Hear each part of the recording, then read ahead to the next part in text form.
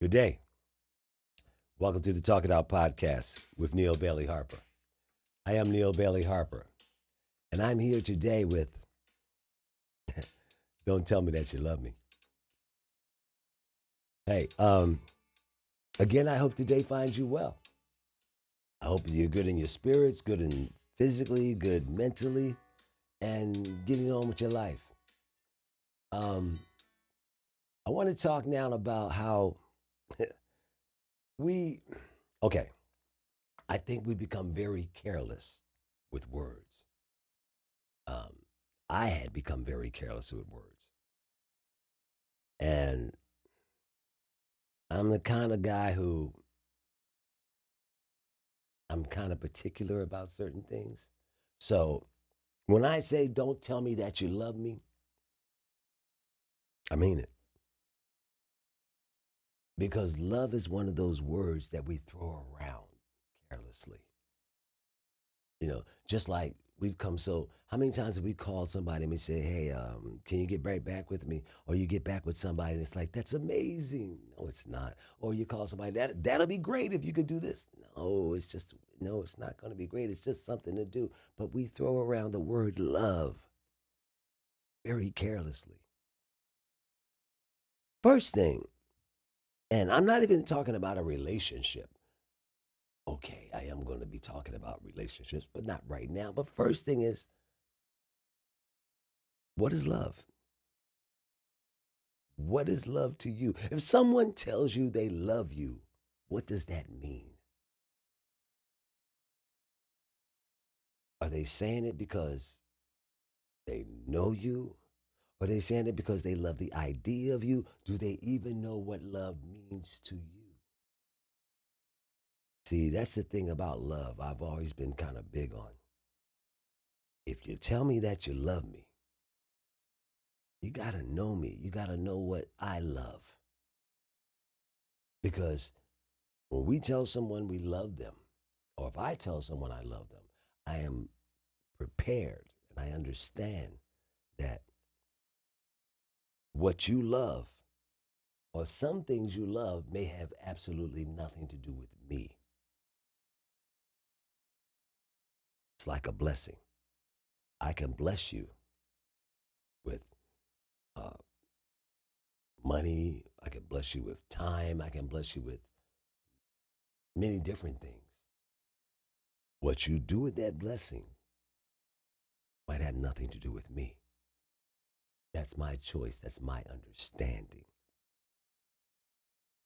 So for me, to love someone is to want to see them happy. For me, to love someone is to see them happy. Whatever part of happiness I can augment or add to their day, or whatever part of happiness I can bring them, if I love them, if I say I love them, and I mean it, then I want to see them happy.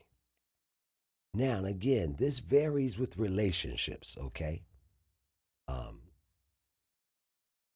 I love, more than anything, I love my children.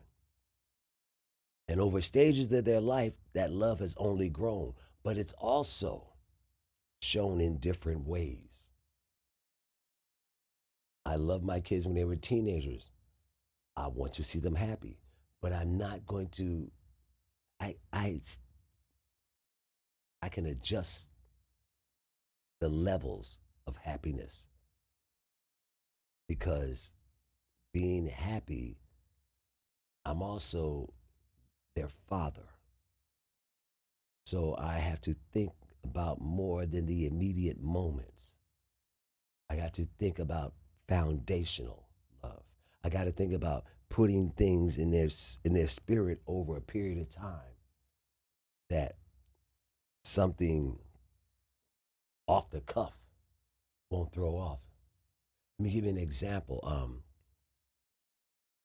It's funny. I remember when my sons were teenagers, and I remember how I was raised as a teenager. I had a lot more freedom, I thought. But my sons had a lot of freedom. My sons are very smart young men. So I gave them some space to be themselves.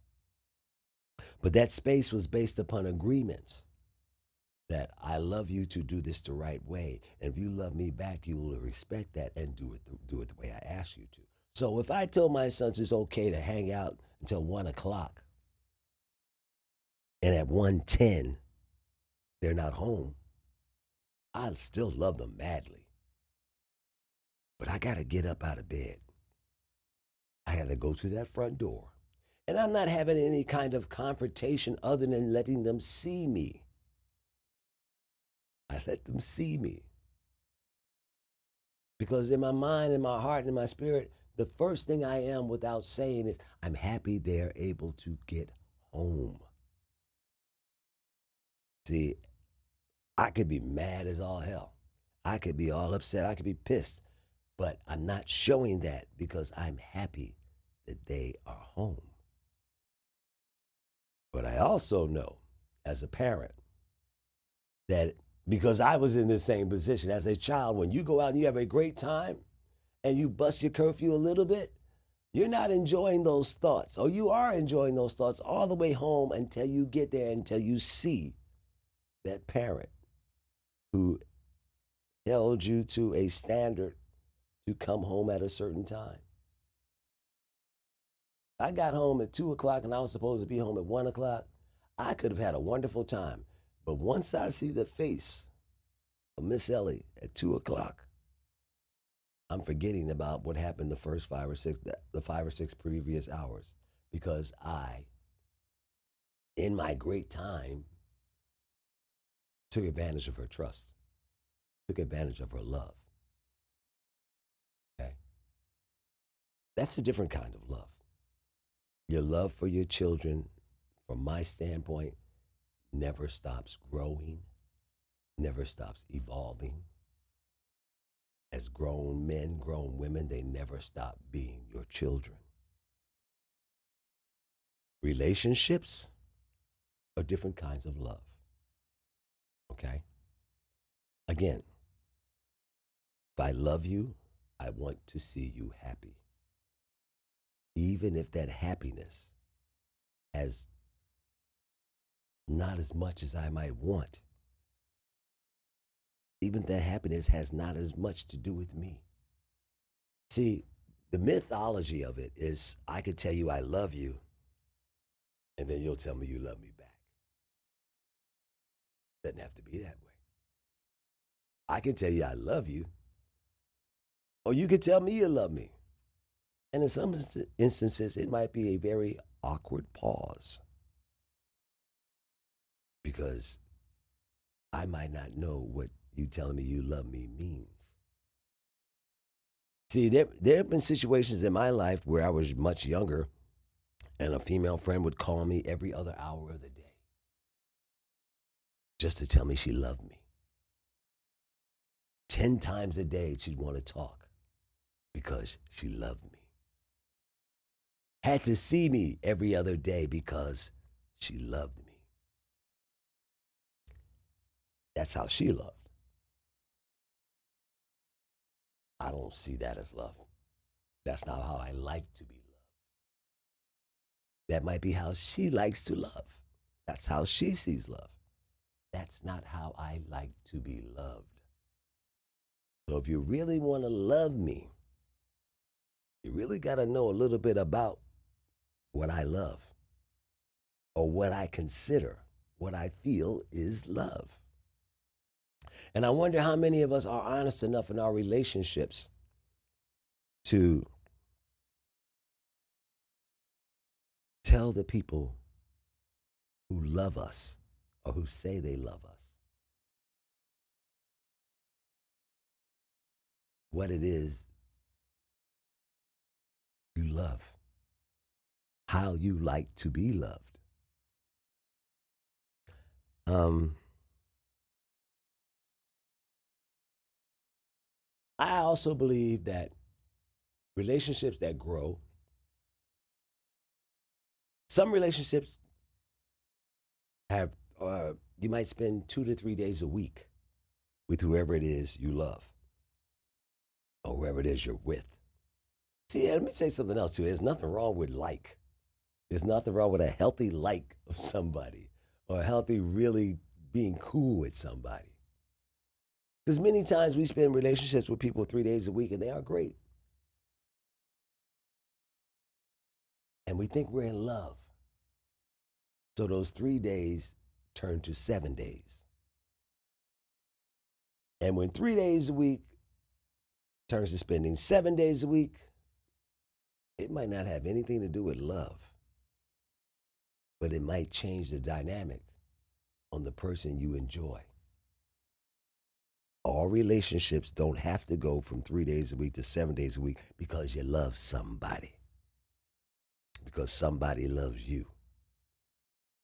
Sometimes it's the reason they might love you and the reason you might love them is because of the space you have to share your love.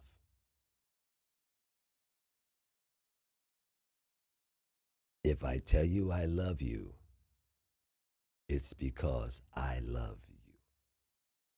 If I tell you I love you, it's because I think I know what makes you happy. And for me to love someone, I want to see them happy. If you tell me you love me, it's not conditional. Loving me means you understand me enough to want to see me happy. That's how I see love. That's how I want to be loved. Life is short. People say that, but it really isn't. People say life is short when they feel like they might have wasted time or made a mistake or made a wrong turn, so they have to catch up. No, no, you don't. Life is every day. Life is now. Life is who you are and how you want to be. And the first thing for me was to understand who I am, how I love, and how I want to be loved. Think about that. Not how you want to be liked, how you really want to be loved, and how you love somebody. And if you can get that back, you can spend one day a year with someone and love them unconditionally. Or 7 days a week with someone, not love them at all.